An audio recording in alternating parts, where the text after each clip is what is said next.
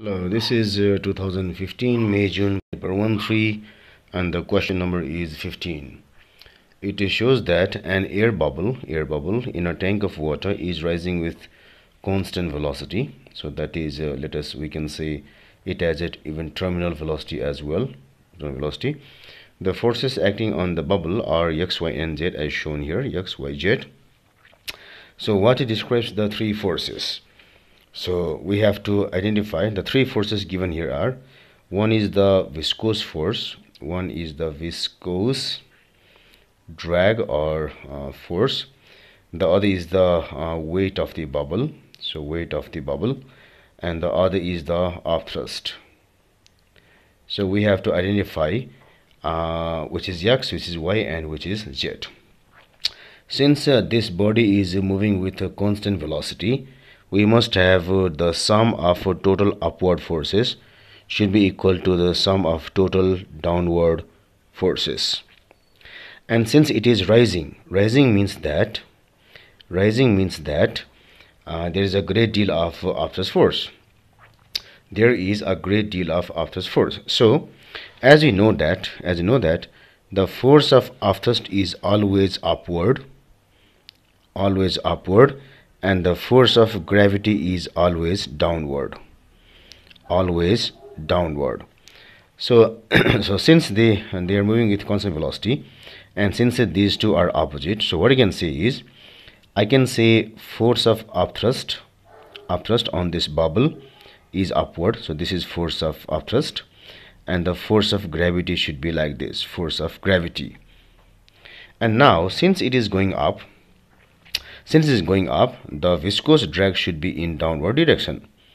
It is going up, the viscous drag, which we call as F viscous, should be in downward direction. So now when you complete this equation, it should be like this. Since it is constant velocity, so Fu is the upward force, so which is Fu should be equal to the downward force comprises of two forces. One is force of gravity and one is the viscous drag, so it should be equal to Fe plus Fg. So Fu should be equal to Fe plus Fg. So Fu represents x here, equal to Fe represents the viscous drag here, which should be y, and the force of gravity should be z, which should be somewhat like this. So so that means the force of upthrust is equal to the viscous force plus the weight of the body, which is in if you go to choices, so here we have x equal to y plus z.